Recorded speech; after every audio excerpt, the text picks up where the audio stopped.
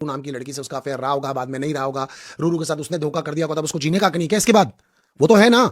तो किसी शो के अंदर उसको ला करके पहले से उसको उसकी ऑडियंस तो जज कर ही रही है, रूरू की ऑडियंस तो जज कर ही रही है, उसके अलावा बाकी के भी लोग जज कर रहे हैं। अरे तो भाई आप रूरू को भी अंदर ले आते, अभी भी ले आओ, वो भी आ जाए, वो भी आकर के योगेश के चट्टे खोल दे, वो भी आके आकांक्षा के बारे में बोल दे। बचा क्या है? यहाँ तो रूरू खुद नहीं आना चाह रही होगी, वरना चैनल ने तो मेरे को नहीं लगता है कि अपने आप को रोका होगा कि उसको मत लेकर के आओ। इसको बोलते हैं री एंट्री। फाड़ के रख दी एस परफॉर्मर योगेश ने, अब मजा आएगा। बेनीवाल साहब एब्सोल्युटली आज की बात तो आप ये कह सकते हैं, योगेश को अगर इन्होंने टास्क बेस्ड शो बनाया आगे 16 दिनों तक, तो फिर योगेश को कौन ही हरा देगा? आप बताओ, कौन ही हरा देगा? आप बता दो।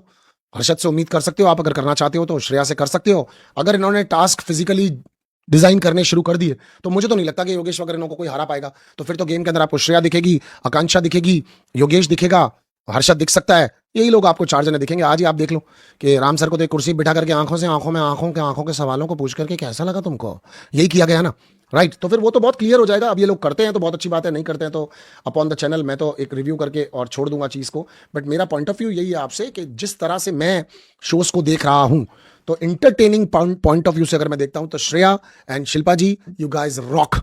आप एक्चुअली राम जी के सत्संग वाली उस कुर्सी को दिखाना आप लोगों का, वहां जाकर के बैठ करके बात करना, फिर अब ये कुर्सी खाली क्यों पड़ी है, यहाँ पर मीटिंग होगी नहीं होगी, आपका टास्क के बीच में भी लोगों को याद दिलाना कि शिवांगी तुम अब तक एक्टिंग कर रही हो। शिवांगी तो आज भी एक्टिंग कर रही थी, शिवांगी आज भी जिस तरह से चीज़ों को फेंक रही थी, जिस तरह से यूं एक सूफी को बहुत ज़्यादा लोगों के बोलने के बाद, और सूफी ऐसे हेल्पलेस सा खड़ा हुआ। साला तुम ही लोगों जिन्होंने 8 वोटों से उसको जिताया था कल, तुम ही लोगों 8 वोटों से हर्षद को बाहर निकाल दिया था और बाएं खोल खोल के वेलकम कर रहे हो। कल सब तुम जाने फिर मिक्स हो जाओगे, फिर वो गोंग बजेगा, ट्रेंडिंग टॉपिक होगा, उस पर मिलके बोल लोगे हैं, फिर खाना खा लोगे, नाश्ता कर लोगे, डिनर कर लोगे, इनके प्यार की चर्चा के बारे में, इनकी दोस्तियां यारियां, इनके बारे में बातें करोगे। हाँ, या हम पार्ट 2 देखेंगे कि हर्षद प्लास्टिक सर्जरी करा के वापस आ चुका है, अब नए तरह का हर्षद आ जाएगा पब्लिक में, है अब नए रूप में नए तरीके से अपना काम करेगा हर्षद, है तुम ही वही लोग हो। श्रेया मस्त से तुम्हारे पास जवान है यार, टाइम पर बोलती हो, टाइम पर चलती हो, टाइम पर हमको कंटिन्यू एंटरटेन कर रही हो। शिल्पा जी लिटरली अगर आप नहीं होते तो क्या होता शो का, बेड़ा गर्क था। You both girls are like spontaneous, time पर अपने पॉइंट ऑफ व्यू को रखती हो, लगातार अपनी बातों को बोलती हो, लिटरली बहुत ज्यादा अच्छा लगता है। अगर आप दोनों लोग नहीं होती पता नहीं हमारा क्या होता।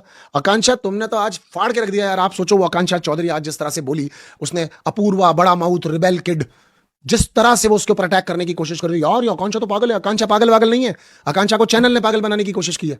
आकांक्षा को इतने दिन रख के भी उसका कंटेंट डिलीवर नहीं करने की, ऑडियंस को उससे दूर रखने की कोशिश की गई है, वरना आज भी उसने तो आपकी 1 मिनट में लंका लगा दी थी।